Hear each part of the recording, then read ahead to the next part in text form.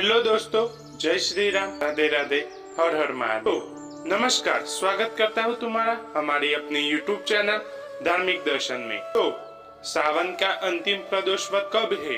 सभी करते हैं इसका इंतजार। तो सावन शनि प्रदोष व्रत का महत्व, मुहूर्त, पूजा और कथा के बारे में आप इस वीडियो में जाने। तो श्रावण प्रदोष व्रत कब है? श्रावण माह में 2 प्रदोष आते हैं, दोनों की खास महत्व रहता है। पहला प्रदोष व्रत 1 अगस्त 2024 गुरुवार को था। अब दूसरा प्रदोष व्रत 17 अगस्त 2024 शनिवार को रहेगा। इसे शनि प्रदोष कहेंगे। हिंदू धर्म की मान्यताओं के अनुसार प्रति माह आने वाला प्रदोष व्रत भगवान शिव की कृपा पाने का सबसे बड़ा दिन होता है। इस दिन शाम को प्रदोष काल में भोलेनाथ की पूजा का विशेष महत्व होता है। प्रदोष काल में पूजा करने से भगवान शिव की जल्दी प्रसन्न हो अपने भक्तों पर कृपा बरसाते हैं। प्रदोष व्रत में संध्या के समय जब सूर्य अस्त हो रहा होता है एवं रात्रि का आगमन हो रहा होता है, यानी प्रदोष काल में आरती एवं पूजा होती है।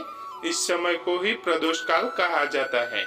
इसके साथ ही इस दिन शनि देव का पूजन करना चाहिए। त्रयोदशी तिथि का प्रारंभ 17 अगस्त 2024 सुबह 8:05 पे होगा।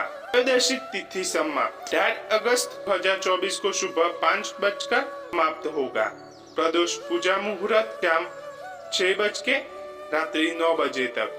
प्रदोष व्रत उपाय तो पहला है पारद शिवलिंग की पूजा। प्रदोष के दिन यदि पारद शिवलिंग की पूजा अर्चना करते हैं तो जीवन में खुश शांति और सौभाग्य प्राप्त होगा। पारद शिवलिंग से धन, धान्य, आरोग्य, पद, प्रतिष्ठा, सुख आदि भी प्राप्त होते हैं। पारद शिवलिंग की भक्ति भाव से पूजा अर्चना करने से संतानहीन दंपति को भी संतान रत्न की प्राप्ति हो जाती है। आज ज्योतिर्लिंग के पूजन से जितना पुण्य काल प्राप्त होता है उतना पुण्य प्रदोष पर पारद शिवलिंग के दर्शन मात्र से ही मिलता है। दूसरा है प्रदोष कथा।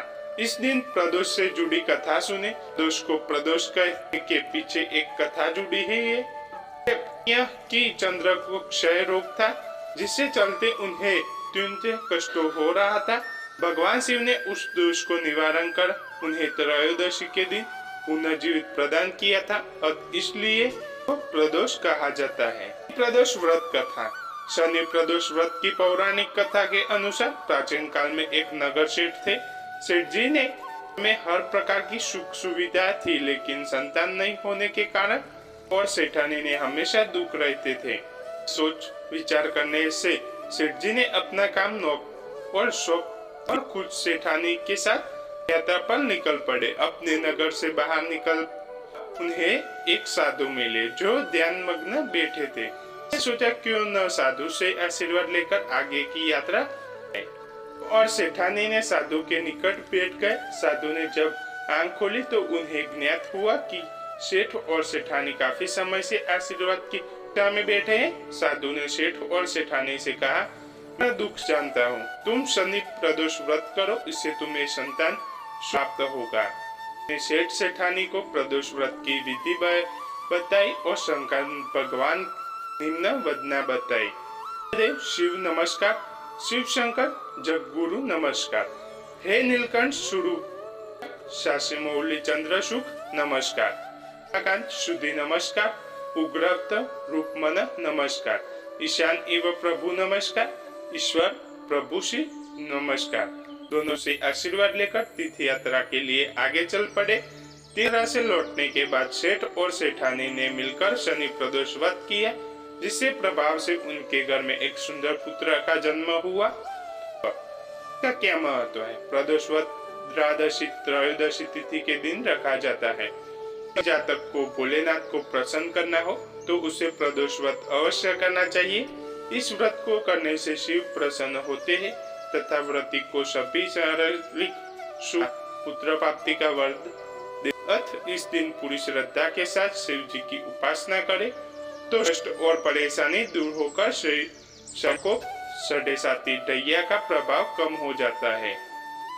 करने से भगवान शिव प्रसन्न होते हैं। प्रदोष का व्रत करने से शनि संबंधित सभी दोष दूर हो जाते हैं। इस व्रत को रखने से चंद्र दोष भी दूर होता है।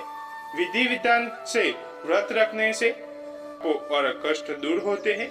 विधि विधान से व्रत रखने से मृत्यु के बाद मोक्ष की प्राप्ति होते है। व्रत रखने से 2 गायों के दान जितना पुण्य मिलता है। इस व्रत में व्रती को निर्जल रखकर व्रत रखना होता है।